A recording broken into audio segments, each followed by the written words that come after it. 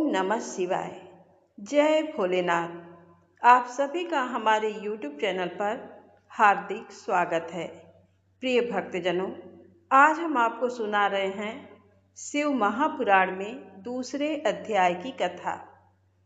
हे भोलेनाथ, जो भी भक्त आज शिव महापुराण के इस अध्याय का श्रवण कर रहा है, उसके जीवन से दुख, भय और बाधाएं दूर करें तथा उसके घर परिवार में सुख, शांति और मंगल का वास हो। अब आइए पूरी श्रद्धा और एकाग्र मन से शिव महापुराण के द्वितीय अध्याय की पावन कथा का श्रवण आरंभ करते हैं।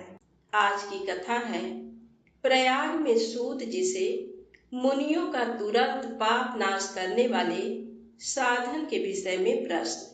तो प्रेम से बोले शंकर भगवान की जय हो।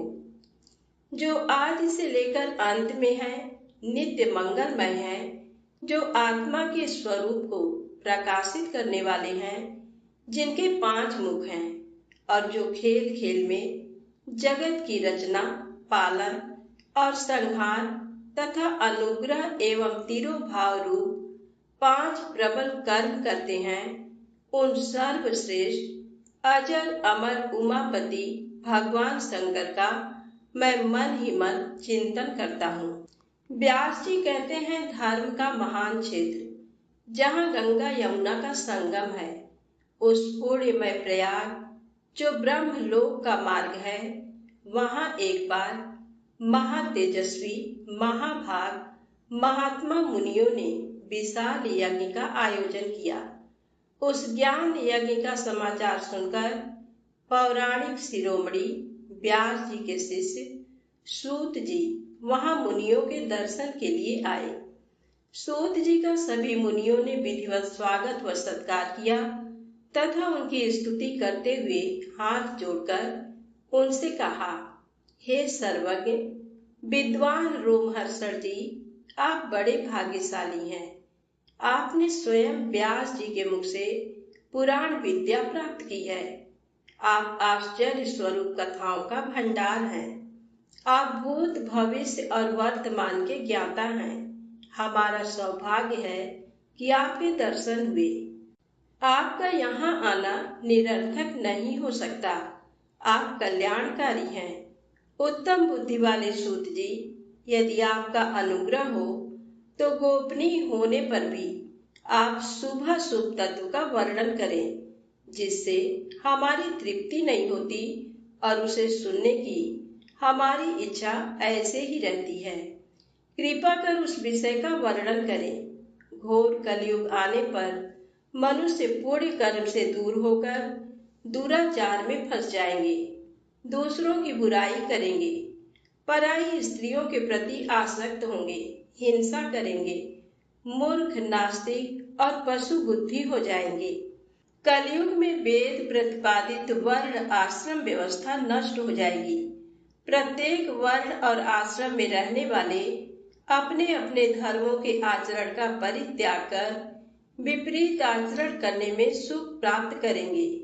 इस सामाजिक वर्ण संकरता से लोगों का पतन होगा, परिवार टूट जाएंगे, समाज बिखर जाएगा, प्राकृतिक आपदाओं से जगह जगह लोगों की मृत्यु होगी, धन का क्षय होगा, स्वार्थ और लोभ की प्रवृत्ति बढ़ जाएगी, ब्राह्मण लोभी हो जाएंगे और वेद बेचकर धन प्राप्त करेंगे, मद से मोहित होकर दूसरों को ठगेंगे, पूजा पाठ नहीं करेंगे और ब्रह्म ज्ञान से शून्य होंगे। क्षत्रिय अपने धर्म को त्याग कर कुसंगी, पापी और व्यभिचारी हो जाएंगे। शौर्य से रहित हो वे शूद्रों जैसा व्यवहार करेंगे और काम के अधीन हो जाएंगे। वैश्य धर्म से विमुख हो संस्कार भ्रष्ट होकर कुमार्गी, धनोपार्जन परायण होकर नाप तौल में ध्यान लगाएंगे। शूद्र अपना धर्म कर्म छोड़कर अच्छी वेशभूषा से सुशोभित हो व्यर्थ में घूमेंगे। वे कुटिल और ईर्ष्यालु होकर अपने धर्म के प्रतिकूल हो जाएंगे। कुकर्मी और वाद विवाद करने वाले होंगे। वे स्वयं को कुलीन मानकर सभी धर्मों और वर्णों में विवाह करेंगे। स्त्रियां सदाचार से विमुख हो जाएंगी। वे अपने पति का अपमान करेंगी और सास ससुर से लड़ेंगी, मलिन भोजन करेंगी। उनका शील स्वभाव बहुत बुरा होगा। सूत जी, इस तरह जिनकी बुद्धि नष्ट हो गई है और जिन्होंने अपने धर्म का त्याग कर दिया है, ऐसे लोग लोक परलोक में उत्तम गति कैसे प्राप्त करेंगे? इस चिंता में हम सभी व्याकुल हैं। परोपकार के समान कोई धर्म नहीं है। इस धर्म का पालन करने वाला दूसरों को सुखी करता हुआ स्वयं भी प्रसन्नता अनुभव करता है।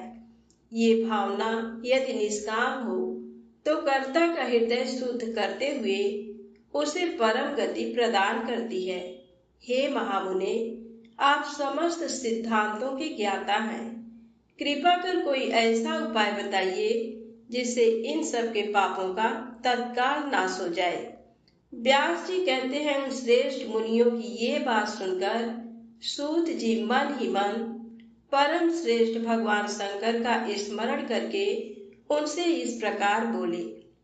सूत जी कहते हैं, साधु महात्माओं, आपने बहुत अच्छी बात पूछी है। ये प्रश्न तीनों लोगों का हित करने वाला है।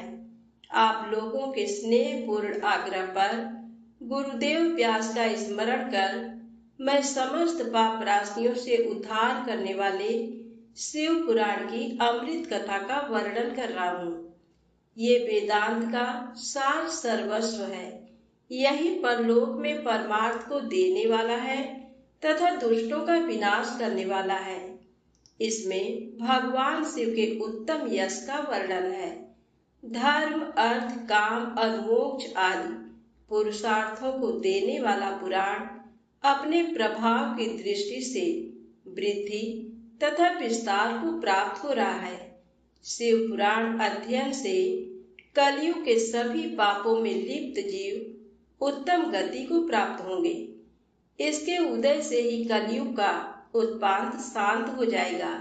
शिव पुराण को वेद तुल्य माना जाएगा। इसका प्रवचन सर्वप्रथम भगवान शिव ने ही किया था। इस पुराण के 12 खंड या भेद हैं। ये 12 संहिताएं हैं: विद्येश्वर संहिता, रुद्र संहिता, विनायक संहिता, उमा संहिता, सहस्र कोटि रुद्र संहिता, एकादश रुद्र संहिता, कैलाश संहिता, सत्य रुद्र संहिता, कोटि रुद्र संहिता, मातृ संहिता, वायवीय संहिता तथा धर्म संहिता। विद्येश्वर संहिता में 10,000 श्लोक हैं। रुद्र संहिता, विनायक संहिता, उमा संहिता और मातृ संहिता प्रत्येक में 8-8 हजार श्लोक हैं। एकादश रुद्र संहिता में 13,000, कैलाश संहिता में 6,000, सतरुद्र संहिता में 3,000, कोटि रुद्र संहिता में 9,000, सहस्र कोटि रुद्र संहिता में 11,000, वायवीय संहिता में 4,000 तथा धर्म संहिता में 12,000 श्लोक हैं। शिव पुराण में कुल 1,00,000 श्लोक हैं, परंतु व्यास जी ने इसे 24,000 श्लोकों में संक्षिप्त कर दिया है। पुराणों की क्रम संख्या में शिव पुराण का चौथा स्थान है, जिसमें 7 संहिताएं हैं। पूर्व काल में भगवान शिव ने 100 करोड़ श्लोकों का पुराण ग्रंथ ग्रंथित किया था। सृष्टि के आरंभ में निर्मित ये पुराण साहित्य अधिक विस्तृत था। द्वापर युग में द्वैपायन आदि महर्षियों ने पुराण को 18 भागों में विभाजित कर 4,00,000 श्लोकों में इसको संक्षिप्त कर दिया। इसके उपरांत व्यास जी ने 24,000 श्लोकों में इसका प्रतिपादन किया।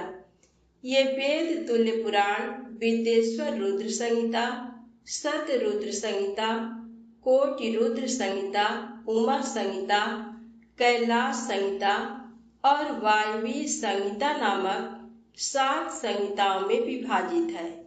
ये 7 संहिताओं वाला शिव पुराण वेद के समान प्रामाणिक तथा उत्तम गति प्रदान करने वाला है। इस निर्मल शिव पुराण की रचना भगवान शिव द्वारा की गई है तथा इसको संक्षेप में संकलित करने का श्रेय व्यास जी को जाता है। शिव पुराण सभी जीवों का कल्याण करने वाला, सभी पापों का नाश करने वाला है। यही सत्पुरुषों को कल्याण प्रदान करने वाला है। ये तुलना रहित है तथा इसमें वेद प्रतिपादित अद्वैत ज्ञान तथा निष्कपट धर्म का प्रतिपादन है।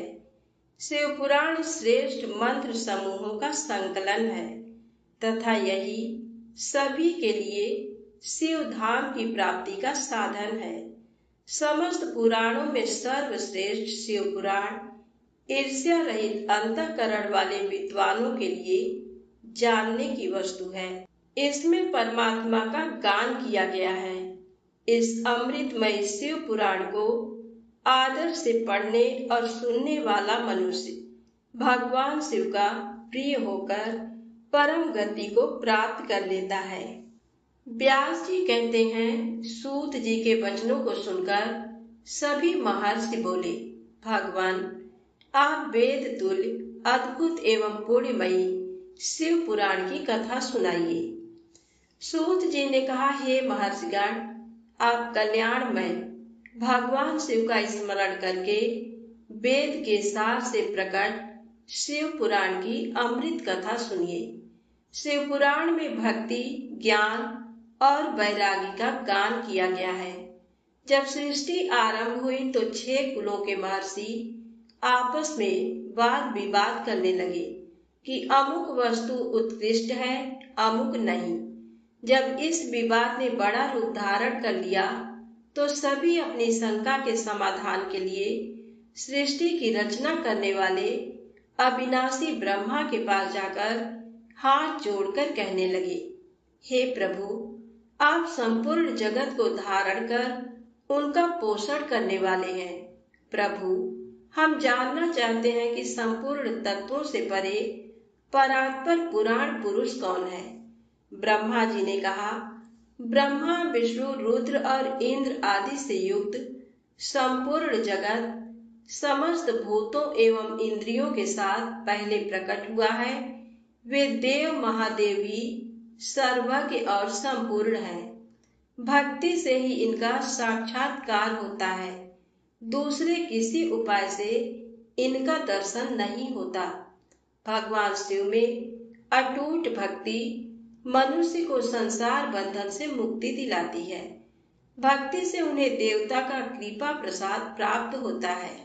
जैसे अंकुर से बीज और बीज से अंकुर पैदा होता है, भगवान शंकर का कृपा प्रसाद प्राप्त करने के लिए आप सब ब्रह्मर्षि धरती पर सहस्रों वर्षों तक चलने वाले विशाल यज्ञ करो। यज्ञपति भगवान शिव की कृपा से ही विद्या के सार तत्व, साध्य, साधन का ज्ञान प्राप्त होता है। शिव पद की प्राप्ति साध्य और उनकी सेवा ही साधन है तथा जो मनुष्य बिना किसी फल की कामना किए उनकी भक्ति में डूबे रहते हैं, वही साधक हैं। कर्म के अनुष्ठान से प्राप्त फल को भगवान शिव के श्री चरणों में समर्पित करना ही परमेश्वर की प्राप्ति का उपाय है तथा यही मोक्ष प्राप्ति का एकमात्र साधन है। साक्षात महेश्वर ने ही भक्ति के साधनों का प्रतिपादन किया है। कान से भगवान के नाम, गुण और लीलाओं का श्रवण, वाणी द्वारा उनका कीर्तन तथा मन में उनका मनन शिव पद की प्राप्ति के महान साधन है तथा इन साधनों से ही संपूर्ण मनोरथों की सिद्ध होती है। जिस वस्तु को हम प्रत्यक्ष अपनी आंखों के सामने देख सकते हैं, उसकी तरफ आकर्षण स्वाभाविक है, परंतु जिस वस्तु को प्रत्यक्ष रूप से देखा नहीं जा सकता, उसे केवल सुनकर और समझकर ही उसकी प्राप्ति के लिए प्रयत्न किया जाता है। अतः श्रवण पहला साधन है।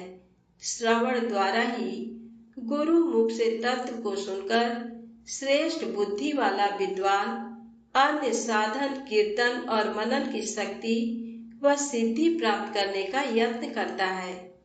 मनन के बाद इस साधन की साधना करते रहने से धीरे धीरे भगवान शिव का संयोग प्राप्त होता है और लौकिक आनंद की प्राप्ति होती है।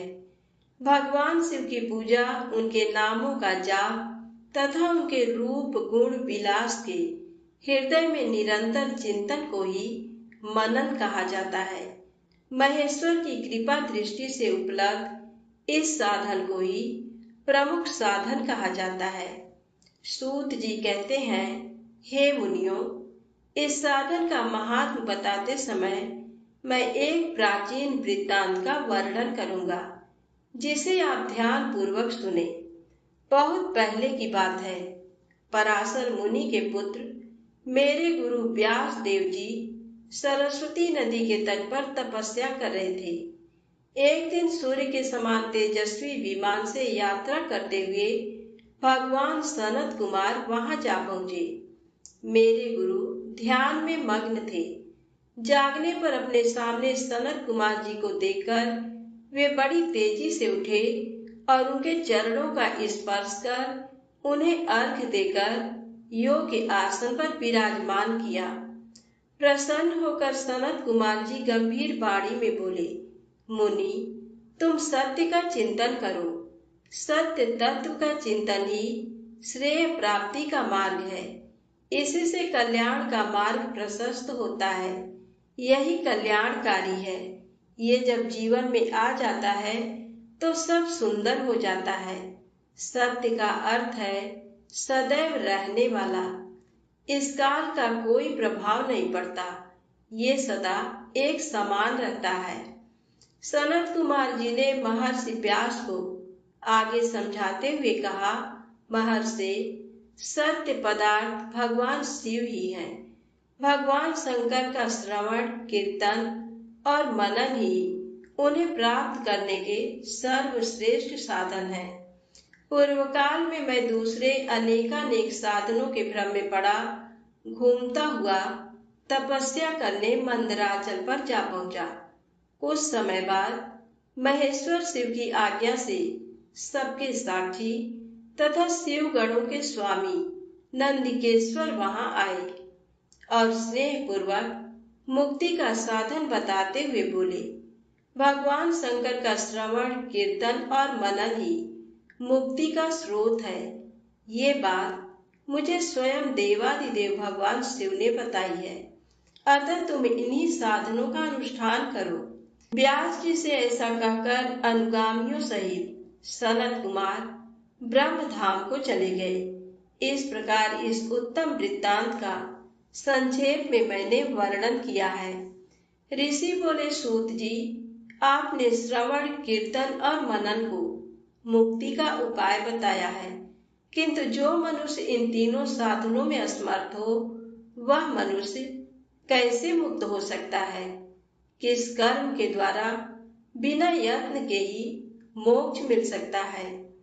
सूत जी कहते हैं, हे सौनक जी, श्रवण, कीर्तन और मनन जैसे साधनों को करना प्रत्येक के लिए सुगम नहीं है। इसके लिए योग्य गुरु और आचार्य चाहिए। गुरु मुख से सुनी गई वाणी मन की शंकाओं को दग्ध करती है। गुरु मुख से सुने शिव तत्व द्वारा शिव के रूप स्वरूप के दर्शन और गुणानुवाद में रसानुभूति होती है। तभी भक्त कीर्तन कर पाता है।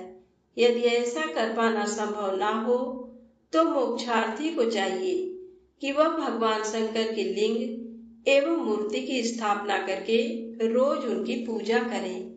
इसे अपनाकर वह इस संसार सागर से पार हो सकता है। संसार सागर से पार होने के लिए इस तरह की पूजा आसानी से भक्ति पूर्वक की जा सकती है। अपनी शक्ति एवं सामर्थ्य के अनुसार धन राशि से शिवलिंग या शिव मूर्ति की स्थापना कर भक्ति भाव से उसकी पूजा करनी चाहिए। मंडप, गोपुर, तीर्थ, मठ एवं क्षेत्र की स्थापना कर उत्सव का आयोजन करना चाहिए।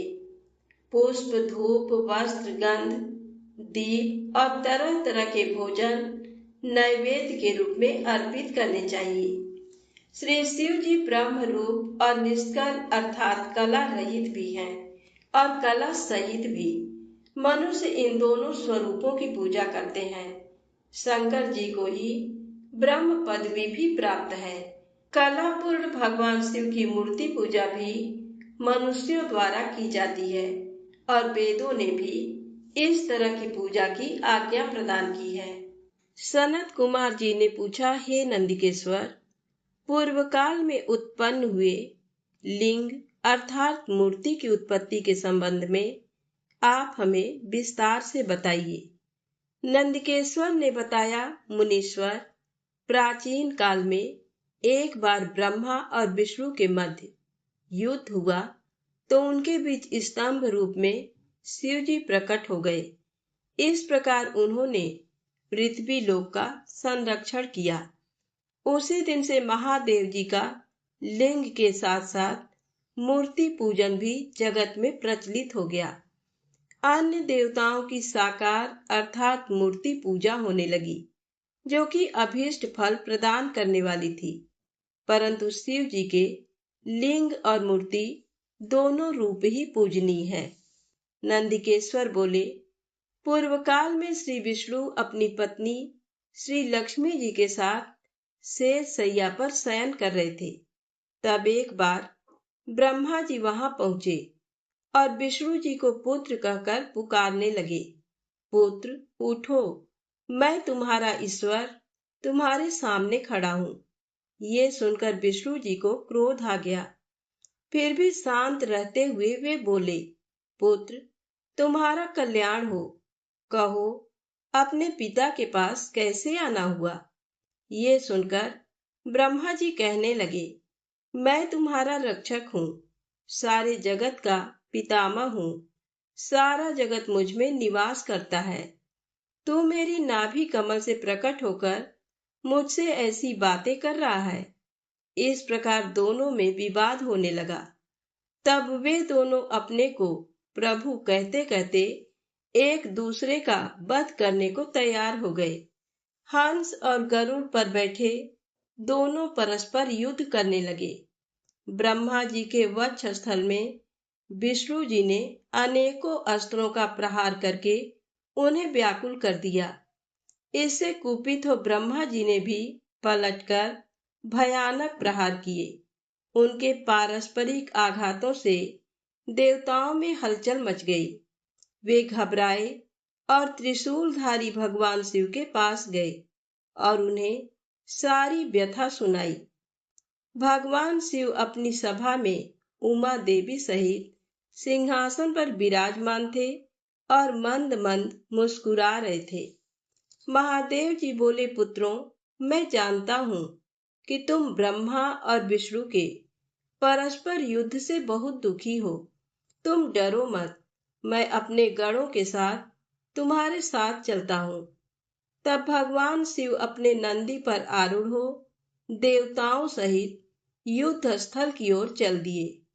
वहां छिपकर वे ब्रह्मा विष्णु के युद्ध को देखने लगे।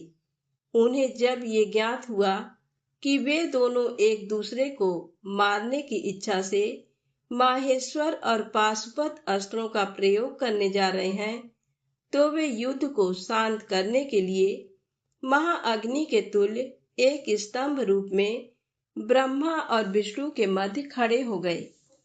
महाअग्नि के प्रकट होते ही दोनों के अस्त्र स्वयं ही शांत हो गए। अस्त्रों को शांत होते देखकर ब्रह्मा और विष्णु दोनों कहने लगे कि इस अग्नि स्वरूप स्तंभ के बारे में हमें जानकारी करनी चाहिए। दोनों ने उसकी परीक्षा लेने का निर्णय लिया। भगवान विष्णु ने शूकर रूप धारण किया और उसको देखने के लिए नीचे धरती में चल दिए। ब्रह्मा जी हंस का रूप धारण करके ऊपर की ओर चल दिए। पाताल में बहुत नीचे जाने पर भी विष्णु जी को स्तंभ का अंत नहीं मिला। अंत में वे वापस चले आए। ब्रह्मा जी ने आकाश में जाकर केतकी का फूल देखा। वे उस फूल को लेकर विष्णु जी के पास गए। विष्णु जी ने उनके चरण पकड़ लिए। ब्रह्मा जी के छल को देखकर भगवान शिव प्रकट हुए। विष्णु जी की महानता से शिव प्रसन्न होकर बोले, हे विष्णु जी, आप सत्य बोलते हैं, अतः मैं आपको अपनी समानता का अधिकार देता हूँ। महादेव जी ब्रह्मा जी के छल पर अत्यंत क्रोधित हुए।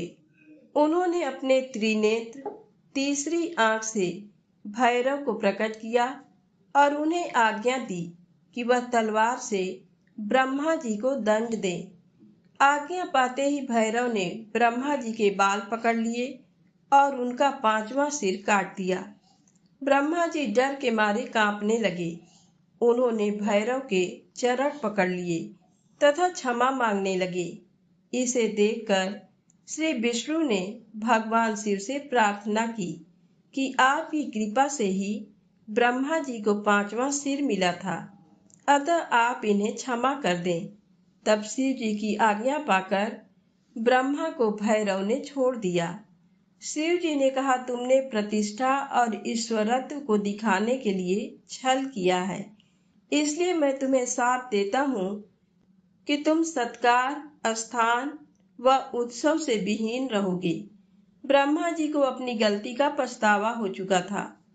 उन्होंने भगवान शिव के चरण पकड़कर क्षमा मांगी और निवेदन किया कि वे उनका 5वां सिर पुनः प्रदान करें।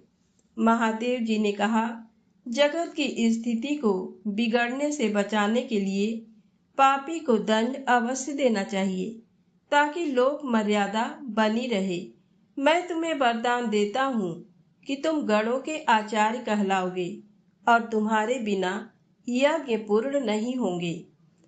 फिर उन्होंने केतकी के पुष्प से कहा, अरे दुष्ट केतकी पुष्प, अब मेरी पूजा के अयोग्य रहोगे। तब केतकी पुष्प बहुत दुखी हुआ और उनके चरणों में गिरकर माफी मांगने लगा। तब महादेव जी ने कहा, मेरा वचन तो झूठा नहीं हो सकता, इसलिए तू मेरे भक्तों के योग्य होगा। इस प्रकार तेरा जन्म सफल हो जाएगा। आज की कथा यहीं समाप्त होती है। आगे की कथा में आप सुनेंगे लिंग पूजन का महत्व। तो प्रेम से बोले, शंकर भगवान गौरी माता की जय हो। यदि आपको कथाएं अच्छी लगे तो लाइक अवश्य करिएगा। चैनल को सब्सक्राइब करें, ज्यादा से ज्यादा शेयर करें। जय माता दी, जय भोलेनाथ।